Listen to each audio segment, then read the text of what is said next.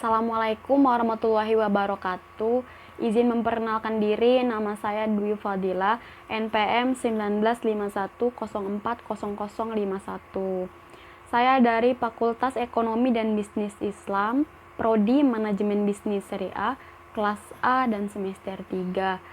Baiklah, di sini saya akan menjelaskan beberapa strategi berbisnis di tengah pandemi COVID-19. Di sini saya akan menjelaskan 5 strategi, dan di sini yang pertama itu periksa kondisi keuangan Anda. Dan pertama kita periksa dulu kondisi keuangan kita. Memeriksa kondisi keuangan ini hal yang perlu Anda pastikan terlebih dahulu. Karena apa? Karena posisi likuiditas bisnis Anda.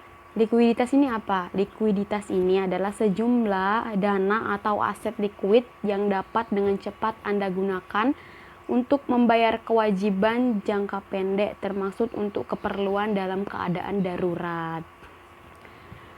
Anda harus memastikan, di sini Anda harus memastikan seberapa besar likuiditas yang Anda miliki dan seberapa lama likuiditas itu dapat menghidupi bisnis Anda. Dan di sini tuh dijelaskan semakin besar dan semakin lama likuiditas yang Anda miliki, maka bisnis Anda juga bisa tetap bertahan walaupun dalam keadaan darurat dan juga tetap berkembang. Dan strategi yang kedua yaitu kita periksa status aset dan hutang. Nah, di sini kita dianjurkan membuat rincian yang mencakup jumlah aset dan jumlah hutang kita. Kemudian kurangi jumlah aset yang dengan jumlah hutang Anda. Dengan begitu Anda dapat memproyeksikan keberlangsungan usaha Anda. Dan yang perlu diingat bahwa salah satu dukungan dari pemerintah UMKM saat ini adalah program restrukturasi pinjaman untuk membantu meringankan wabah COVID-19 terhadap bisnis Anda. Dan yang ketiga, buatlah bisnis plan baru. Kita disuruh membuat bisnis plan baru. Kita harus selalu dapat mengantisipasi dan beradaptasi terhadap perubahan atau resiko yang mungkin terjadi pada bisnis kita. Dan di sini tuh memuat strategi apa saja, yaitu strategi pemasaran, strategi distribusi, sistem pemodalan, dan pola pengeluaran. Oleh karena itu, kita dapat meningkatkan kemampuan usaha kita untuk bertahan saat kondisi keuangan kita itu sulit. Jadi kita harus membuat bisnis plan baru, melihat keadaan. Jika keadaannya sekarang ini COVID, jadi kita gimana caranya bisa mengantisipasi dan beradaptasi dalam keadaan seperti ini agar bisnis kita itu bertahan, tidak bubar ataupun gulung tikar. Dan yang keempat, catat pola pengeluaran. Nih, catat pola pengeluaran. Tandai beberapa pengeluaran sekunder dan ahlikan pengalokasian pengeluaran tersebut untuk modal tambahan atau yang sering disebut evaluasi investasi.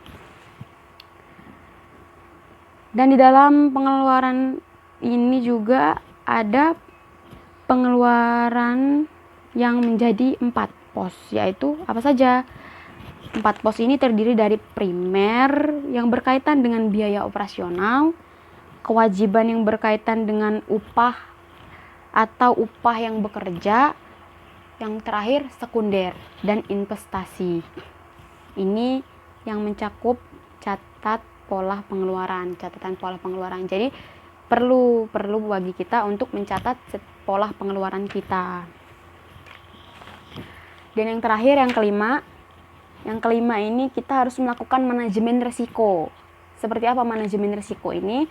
Yang pertama-tama gini, kita harus menganalisa risiko apa saja yang mungkin terjadi pada bisnis kita. Kan.